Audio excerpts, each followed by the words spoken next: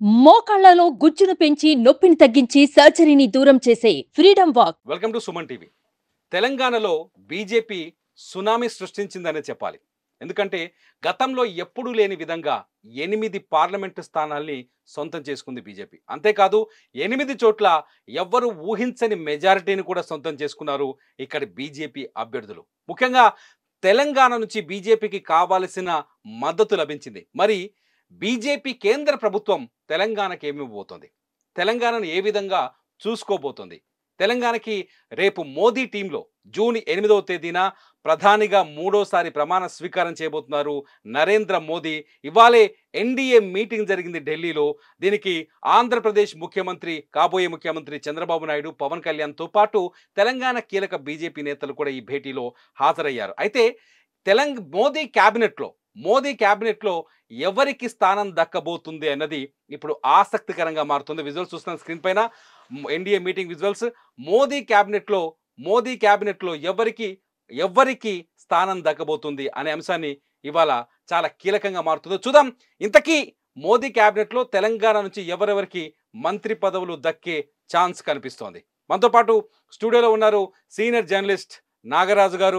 నమస్కారం నాగరాజు గారు. నమస్తే తిరుమల రెడ్డి గారు. నాగరాజు గారు, తెలంగాణ దుమ్ము దుమారం అయిపోయింది ఒక రకంగా చెప్పాలంటే. కాంగ్రెస్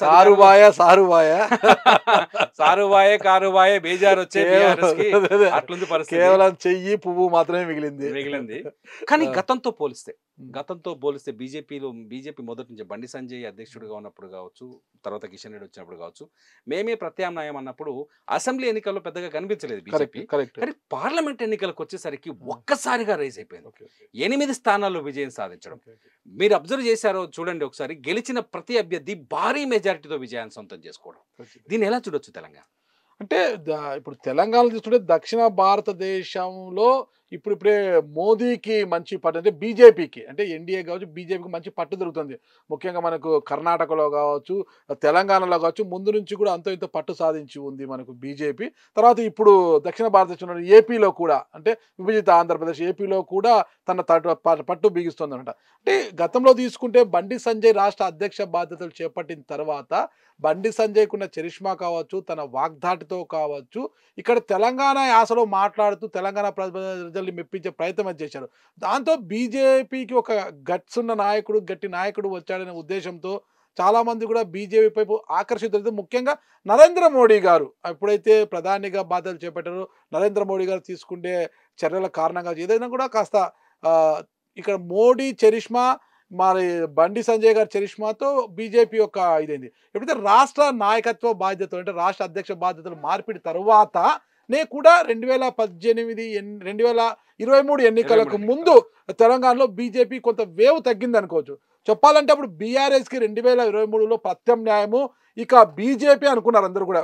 కాంగ్రెస్ 3వ స్థానమే ఉండొచ్చును, కానీ బీజేపీ ఖచ్చితంగా అధికారంలోకి వచ్చినా రావచ్చు, లేదంటే 2వ స్థానంలో నిలబడే అవకాశం అయితే గట్టిగా ఉంది అనేది అందరూ భావించారు. ఎందుకంటే జిహెచ్ఎంసీ ఎన్నికల్లో కూడా ఎవరు ఊహించని విధంగా, కనీ వినేరుగని విధంగా వీళ్ళు బీజేపీ సీట్లు సాధించింది. చాలా చోట్ల కూడా మెజార్టీ 43 సీట్ల అతి దగ్గరలోనే ఆగిపోయింది. జిహెచ్ఎంసీ కూర్చుని కైవసం దగ్గరలో సమీపానికి వెళ్ళి ఆగిపోయింది అనమాట.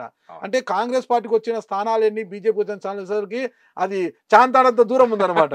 ఈ నేపథ్యంలోనే ఖచ్చితంగా 23 ఎన్నికల్లో బీఆర్ఎస్ కారును ఢీ కొట్టేది కమలం మాత్రమే అనే పరిస్థితి వచ్చింది. ఎందుకు ఉన్నట్టుండి స్తబ్ద అయిపోవడం అంటే, ఇక రేవంత్ రెడ్డి తర్వాత ఒక జోష్ రావడం, మొత్తం కూడా ఒకవైపు బట్టి విక్రమార్క పాదయాత్ర, రేవంత్ రెడ్డి పాదయాత్ర, ఇలా సభలు వరుసగా తమ వాగ్దాటి అందరిని పబ్లిక్ లో వెళ్ళే మొత్తంతో కూడా కాంగ్రెస్ పార్టీ మొత్తం రాహుల్ జోడో యాత్ర అదే సమయంలో ఎక్కడికి రావడము ఒక నూతనోత్సాహాన్ని తీసుకొచ్చింది. కాంగ్రెస్ శ్రేణులంతా కూడా ఒక నూతనోత్సాహాన్ని తీసుకురావడము. అదేవిధంగా రేవంత్ రెడ్డి నాయకత్వ బాధ్యతలు పిసిసి తెలంగాణ టీపీసీసీ బాధ్యతలు చేపట్టిన తర్వాత ఇక్కడ ఒక ఉత్తేజం అనేది వచ్చిందంటే రేవంత్ రెడ్డి వాక్చాతుర్యం కావచ్చు, అవన్నీ కూడా ఆకట్టుకునే విధంగానే ఉంటాయి కదా. దాంతో కొంత బీజేపీ కమలాన్ని కొంత సైడ్ చేసి కాంగ్రెస్ పార్టీ కానీ పుంజుకొచ్చింది. ఇప్పుడు మనం 29 ఎలక్షన్ సార్వత్రిక ఆ. ఎన్నికలకు వచ్చేసరికి ఆ. పెద్దగా ప్రచారం కనిపించలేదు. బీజేపీ నాయకులకి మామూలుగానే రొటీన్ గా చేశారు. జాతీయ నాయకత్వం కూడా తెలంగాణ పైన దృష్టి పెట్టింది. ప్రధాని మోదీ 3 సార్లు తెలంగాణలో మీటింగ్లు పెట్టారు. అమిత్ షా ప్రత్యేక కేర్ తీసుకున్నారు. బీజేపీ జాతీయ అధ్యక్షుడు జేపీ నడ్డా పదే పదే తెలంగాణ పైన సభలు పెట్టారు. మా ఆదిలాబాద్ ఫుల్ ఫోకస్ పెట్టారు. పెట్టారు. ఈ ప్రభావం ఎందుకంటే మన నిజామాబాద్కి వెళ్తే ధర్మపురి అరవింద్ ఎమ్మెల్యే అభ్యర్థిగా ఓడిపోయాడు. ఖచ్చితంగా. కానీ భారీ మెజార్టీతో గెలిచాడు ఎంపీ అభ్యర్థి. ఈటల రాజేంద్ర గారు కూడా 2 చోట్ల ఎమ్మెల్యే ఓడిపోయారు. అభ్యర్థిగా ఓడిపోయి ఈ రోజు మల్కాజ్గిరి నుంచి భారీ మెజార్టీతో గెలిచారు కదా. బండి సంజయ్ గారు కూడా కరీంనగర్ అసెంబ్లీ స్థానం నుంచి ఓడిపోయి భారీ మెజార్టీతో గెలిచారు. ఇక్కడ ఒకటే తెలంగాణ ప్రజానికము తెలంగాణ రాష్ట్రానికి వచ్చేందుకు ప్రాంతీయ పార్టీల వైపు చూస్తున్నప్పటికీ కూడా కేంద్రానికి వెళ్ళేసరికి బీజేపీ వైపే చూస్తోంది. బీజేపీ కేంద్రంలో అధికారంలో ఉంటేనే తెలంగాణలో తమకు న్యాయం జరుగుతుంది, తెలంగాణ అభివృద్ధికి కాస్తో కూస్తో దోహదపడుతుంది, అవకాశం ఉంటుంది అనేది అయితే తెలంగాణ ప్రజానికం ఆలోచిస్తోంది అనేది అయితే స్పష్టంగా తెలుస్తుంది. ఆ రోజు కూడా అన్నారు బీజేపీ వాళ్ళు, కాంగ్రెస్ పార్టీ తెలంగాణని ఇవ్వకపోతే మేము అధికారంలోకి వచ్చింటే 1 ఓటు 2 రాష్ట్రాలు అనేది కదా. అది ఇక్కడ తెలంగాణ ప్రజల మైండ్ లో ఉండిపోయింది అనమాట. ఆ తర్వాత బీజేపీ అధికారంలోకి రావడము, ఇక్కడ కొంత దృష్టి పెట్టడము చేయంతో కేంద్రంలో బీజేపీ ఉంటేనే ఇక్కడ కొద్దిగా గతంలో నవాబుల ప్రాంతం ఇదంతా కూడా కొద్దిగా ముస్లిం డామినేషన్ ఉన్న ఏరియా కూడా బీజేపీ కేంద్రం ఉంటే మేము సురక్షితంగా ఇక్కడ ఉంటాము, రాష్ట్రంలో సురక్షితంగా ఉండగలము అనేది ఒక ఇది వాళ్ళకి ఏదైనా సేఫ్ సైడ్ ఉంటామనేది కూడా వాళ్ళకి ఒక ఇక్కడ ఉన్న ప్రజల ఆలోచనగా మనం చెప్పుకోవచ్చు. ప్లస్ అభివృద్ధి కూడా బీజేపీతోనే సాధ్యం. కేంద్రంలో బీజేపీ ఉండాలి, రాష్ట్రంలో ప్రాంతీయ పార్టీలు ఇప్పుడు కానీ కాంగ్రెస్ ప్రాంతీయ పార్టీ అనుకోవాల్సిందే. ఇప్పుడు ఖచ్చితంగా రేవంత్ రెడ్డి వల్ల వచ్చింది కాబట్టి రేవంత్ రెడ్డి జోషు. ఇకపోతే పొంగులేటి శ్రీనివాసరెడ్డి గారు ఖమ్మం నుంచి ఆయన మెజార్టీ స్థానాలు ఈ రోజు 2వ స్థానంలో చెప్పాలంటే ఈరోజు కాంగ్రెస్ పార్టీ ఈరోజు ఎన్డీఏని చంద్రబాబు నాయుడు గారు ఎలా ఆక్సిజన్ లాగా ఉంటూ నిలబెట్టబోతున్నాడు. ఈరోజు తెలంగాణలో కాంగ్రెస్ ప్రభుత్వాన్ని కూడా పొంగులేటి శ్రీనివాసరెడ్డి గారు అలా ఆక్సిజన్ ఇస్తున్నారంట. ఆయన నమ్ముకుని దాదాపు 18 ఎమ్మెల్యేలు ఉన్నారు ఆయన వెంట. అందుకు ఆయనకు ఆ ప్రాధాన్యత కూడా ఉంది, కాంగ్రెస్ లో ఉంది. అలాంటి సమయంలో మనం ప్రాంతీయ పార్టీ అని అనుకోవచ్చు అనమాట. కేంద్రం వచ్చేసరికి తెలంగాణ ప్రజానీకం బీజేపీ వైపు చూస్తుంది కాబట్టే ఇక్కడ గత ఎన్నికల్లో 2018లో జరిగిన ఎన్నికల్లో ఎమ్మెల్యేలుగా ఓడిపోయిన బండి సంజయ్, ధర్మపురి అరవింద్ వీళ్ళందరూ కూడా, కిషన్ రెడ్డి కూడా ఎమ్మెల్యేగా ఓడిపోయి ఎంపీగా గెలిచి కేంద్ర మంత్రి అయ్యాడు ఆయన.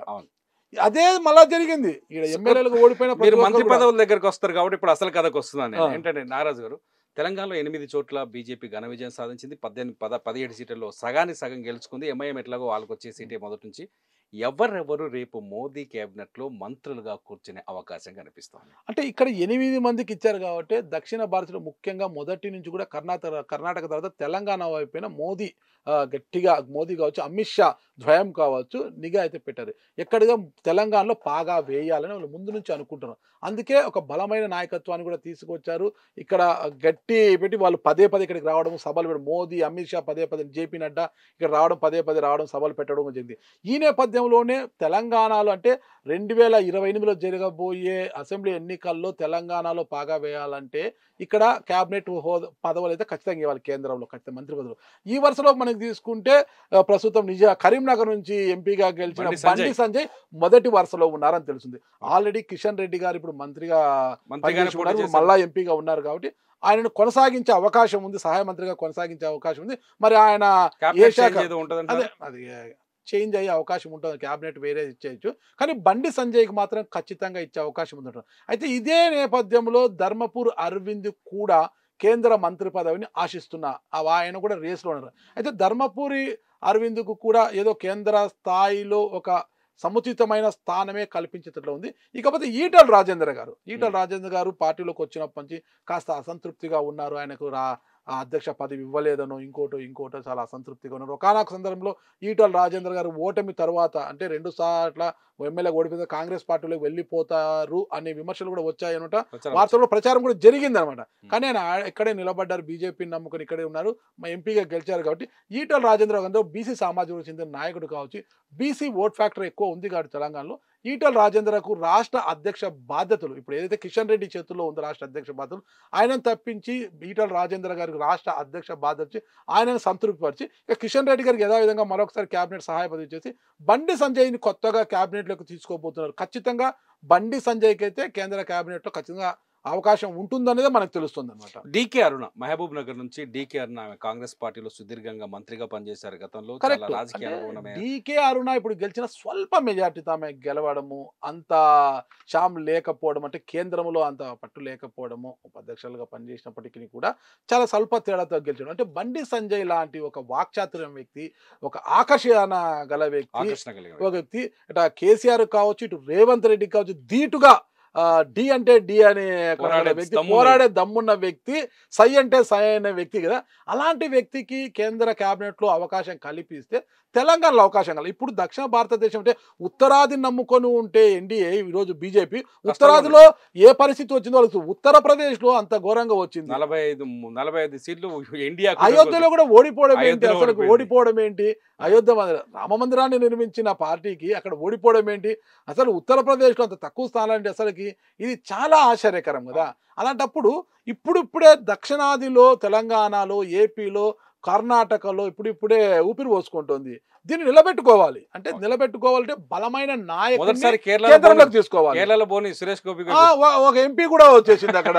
కేరళలో అసలు వీళ్ళ అడ్రస్ కూడా ఉండదు. ఈసారి అడ్రస్ కనిపించింది అనమాట. ఇలా అంటే ఇలా పాతుకుపోవాలనింది. కాబట్టి తెలంగాణలో భవిష్యత్తులో ముందుకు పోవాలి, అసెంబ్లీలో కూడా బాగా వేయాలి అనుకుంటే రాష్ట్రం డబుల్ ఇంజన్ సర్కార్ అంటుంటాడు ఎప్పుడు కూడా నరేంద్ర మోడీ గారు.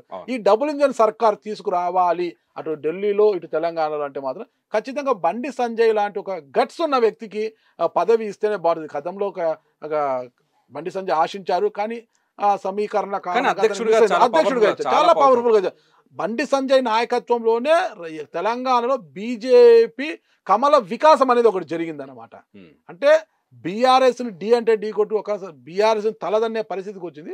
ఆయన మార్పిడి తర్వాతనే కాస్త ఊపు తగ్గిందని అంటున్నాము. కానీ అలాంటి నాయకుని ఖచ్చితంగా క్యాబినెట్లోకి తీసుకుంటారని స్పష్టంగా ఉంది. కానీ ధర్మపురి అరవింద్ అసంతృప్తికి గురయ్యే అవకాశం ఉంటుంది. కాబట్టి ఆయన కూడా సంజయ్తో పాటు ఒకే సామాజిక చెందిన ఇద్దరు మున్నూరు కాపులే, ఇద్దరు రెండోసారి ఎంపీలే. కానీ ధర్మపురి అందరూ సాటిస్ఫై చేయడానికి ఏదో ఒక పదవి ఇవ్వనున్నారు అన్నదైతే మనకు సమాచారం ఉంది. మొత్తానికి తెలంగాణ నుంచి మాత్రం ఈసారి కేంద్ర కేబినెట్ లో కీలకమైన పదవులు వచ్చే అవకాశం కనిపిస్తుంది 100%. ఎందుకంటే ఇప్పుడు ఏపీలో మంత్రి పదవులు, ఏపీలో బలోపేతం 8 మంది ఎమ్మెల్యేలు ఉన్నారు, 3 ఎంపీలు ఉన్నారు. ఇప్పుడు తెలంగాణలో కూడా 8 మంది ఎమ్మెల్యేలు, 8 మంది ఎంపీలు, ఎమ్మెల్యేలు కూడా ఉన్నారు. ఇక్కడ పదవులు ఇస్తేనే, పదవుల పందారం జరిగితేనే 2028 అసెంబ్లీ ఎన్నికల నాటికి బీజేపీ ఇక్కడ పాగా వేయడానికి అవకాశం ఉంటుంది. ఓకే, థ్యాంక్ యూ నాగరాజు గారు. ఇది మొత్తానికి తెలంగాణలో వచ్చిన 8 సీట్లు తెలంగాణకి ఈసారి వరంగా మారుతాయనిపిస్తుంది. తెలంగాణ నుంచి బండి సంజయ్కి వచ్చే క్యాబినెట్లో మోదీ టీంలో కీలకమైన స్థానం దక్కే అవకాశం కనిపిస్తుంది. అట్లాగే కిషన్ రెడ్డి ఇప్పటికే కేంద్ర మంత్రిగా ఉన్నారు, ఆయన కొనసాగే అవకాశం కనిపిస్తుంది. కొత్తగా ధర్మపురి అరవింద్కి పదవి వస్తుందా లేదా అన్నది మాత్రం ఆసక్తిగా ఉంది. చూస్తూనే ఉండండి అప్డేట్స్ కోసం సుమన్ టీవీ. సుమన్ టీవీలో మీ పర్సనల్ అండ్ బిజినెస్ ప్రమోషన్స్ కోసం కింది నెంబర్కి కాంటాక్ట్ చేయండి.